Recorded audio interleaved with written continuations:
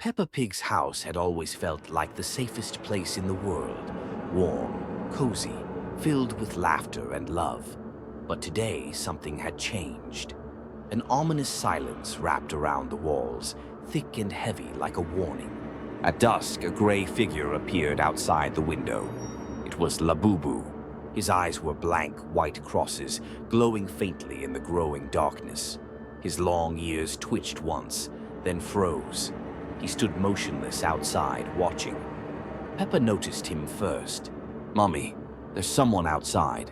George peeked, saw the gray creature, and whimpered. He ran behind the sofa, trembling. Mummy Pig rushed to shut all the windows and draw the curtains. But it was too late. Labubu was already inside. Nobody had seen him enter. He simply appeared in the hallway, in the reflection of the TV, behind the door. Always watching, Daddy Pig tried to stand his ground. He yelled at the creature to leave them alone. Labubu tilted his head and smiled, a wide, jagged grin that stretched too far. Grandpa Pig arrived and paled at the sight.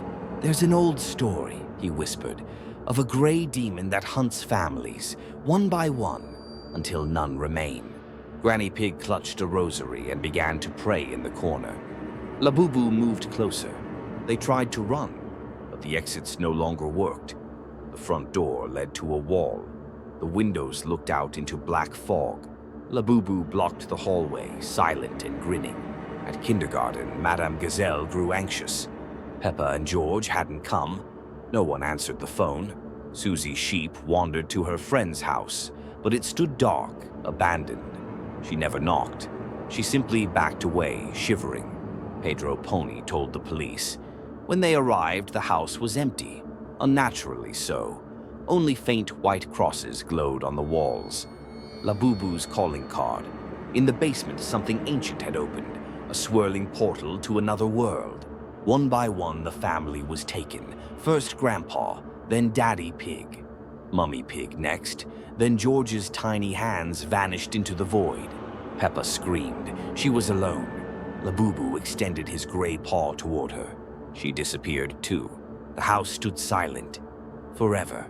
Neighbors eventually called for help. But no one was inside, no furniture, no toys, just faint laughter echoing in the halls. Then a new family moved in. They didn't notice the small white crosses carved into the floor of the basement. They didn't hear the whispering behind the walls. Labubu was already waiting. He always is. In every town he visits, families vanish. Houses are left hollow, empty. Only his laughter remains. No one knows where he'll go next. But if you ever see white crosses in someone's eyes, run before it's too late.